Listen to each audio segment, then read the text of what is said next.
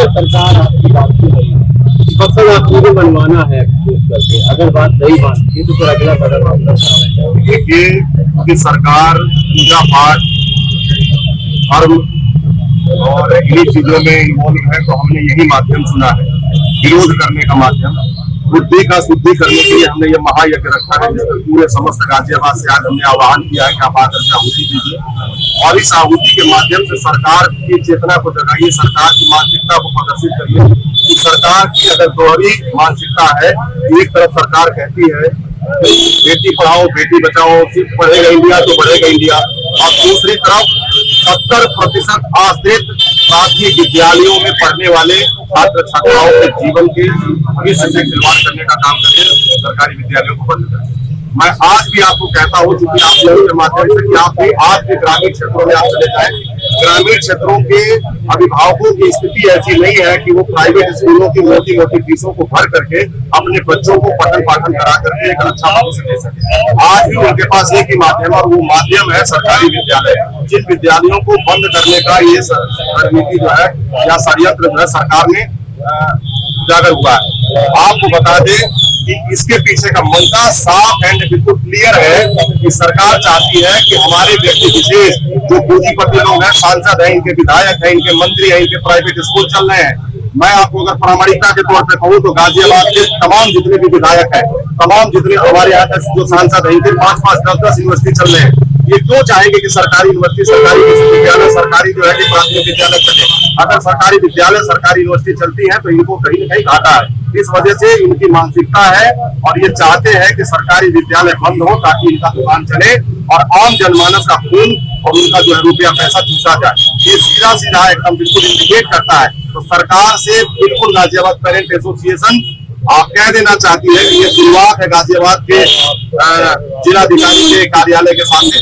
दूसरा जो हमारा यज्ञ होगा वो मुख्यमंत्री आवास लखनऊ के सामने होगा, उन मुख्यमंत्री कार्यालय के सामने होगा।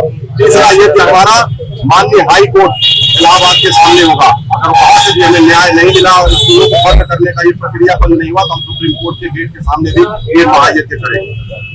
जब भी सरकार के खिलाफ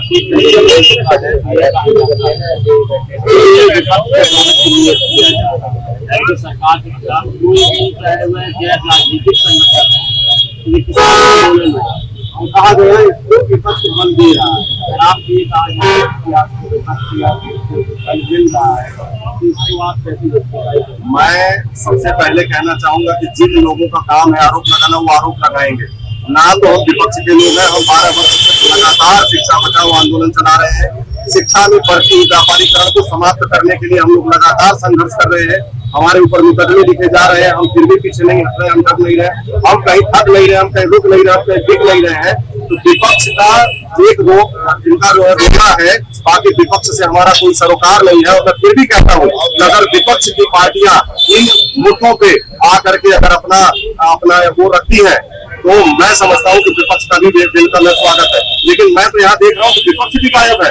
विपक्ष का कोई भी बड़ा नेता इस मुद्दे को बोलने को तैयार नहीं है, क्योंकि सभी शिक्षा माफियाओं के शिकंजे से कसे हुए हैं, जकड़े हुए हैं। कोई नहीं चाहता कि शिक्षा माफिया के ऊपर कोई भी शिकंजा कसा जाए, कोई भी अधिनियम ऐसा पारित हो जिसके खिलाफ वो प्राइवेट स्कूलों के ऊपर अंकुश लगाए। कोई भी ऐसा फैसला देश अभी तक नहीं आया। हम लोगों की लगातार मांग रही है। जैसे मैं आपको बता दूं, राइट टू एजुकेशन में यहाँ पर 6300 बच्चों का एडमिशन हुआ। 6300 बच्चों में से आपका सेशन का मध्य हो चुका है और आज भी अभिभावक अपने बच्चों के राइट टू एजुकेशन के एडमिशन को लेकर के कभी स्कूल के चक्कर काट रहे हैं, कभी DIS को बेसिक शिक्षा अधिकारी और बेसिक शिक्षा अधिकारी ने DFRC के माध्यम से उन तमाम स्कूलों का जो है कि उनका जो है मान्यता प्रत्याहरण का एक वो भेजा, लेकिन आज तक शासन के माध्यम से किसी भी प्रकार का कोई भी उस पर कार्रवाई नहीं होता नजर आ रहा है। तो सीधा सीधा प्रतीत होता है कि सरकारी स्कूलों को बंद करके निजी स्कूलों के मालिकों को लाभ पहुंचाने के लिए सरकार बिल्कुल वचनबद्ध है। आप देख सकते हैं इन्होंने बेच किया, ऐसे ही हमारे सरकारी विद्यालयों को बेचने का काम करेंगे और हमें मजबूर करेंगे हमारे गरीब असहाय कमजोर दुर्बल वर्ग के बच्चों को शिक्षा से वंचित करने का एक बड़ा षड्यंत्र है, जिसके खिलाफ राज्यवाद पेरेंट एसोसिएशन आज यहाँ पर